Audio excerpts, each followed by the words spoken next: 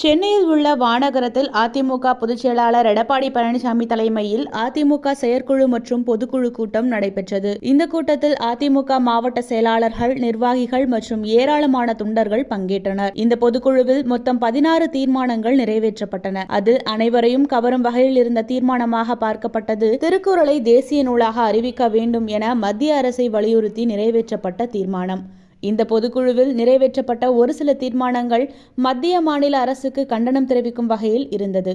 அதில் குறிப்பாக டங்ஸ்டன் சுரங்கம் அமைவதை தடுக்க தவறிய திமுக அரசுக்கு கண்டனம், டங்ஸ்டன் சுரங்கம் அமைவதை கைவிட வேண்டும் என மத்திய அரசுக்கு வலியுறுத்தல் போன்ற தீர்மானங்கள். மேலும் கல்வியை மாநில பட்டியலில் கொண்டு வரும் வகையில் அரசமைப்பு சட்டத்தில் திருத்தம் கொண்டுவர மத்திய அரசை வலியுறுத்துதல் போன்ற தீர்மானங்கள் முக்கியத்துவம் வாய்ந்ததாக பார்க்கப்படுகிறது. மேலும் இந்த பொதுக்குழுவில் பேசிய அதிமுக பொதுச் செயலாளர் எடப்பாடி பழனிசாமி, 2026ஆம் ஆண்டிற்கான சட்டமன்ற தேர்தலில் அனைவரும் எதிர்பார்க்கும் கூட்டணி அமைக்கப்படும் என்றும், அதற்கு முன் வரும் ஜனவரி முதல் தமிழ்நாட்டில் உள்ள 234 தொகுதிகளிலும் தனது சூறாவளி பிரசாரத்தை தொடங்க உள்ளதாகவும் அறிவித்தார். இந்த பொதுக்குழுவில் பெரிதும் எதிர்பார்க்கப்பட்ட ஒரே நாடு ஒரே தேர்தல் கொள்கையின் அதிமுகவின் நிலைப்பாடு என்ன என்பதை அறிந்து கொள்ள பெருவாரியான மக்கள் எதிர்பார்த்திருந்ததை அடுத்து, ஆனால் அதை பற்றி அதிமுக பொதுக்குழுவில் விவாதிக்கப்படவில்லை என்பது குறிப்பிடத்தக்கது.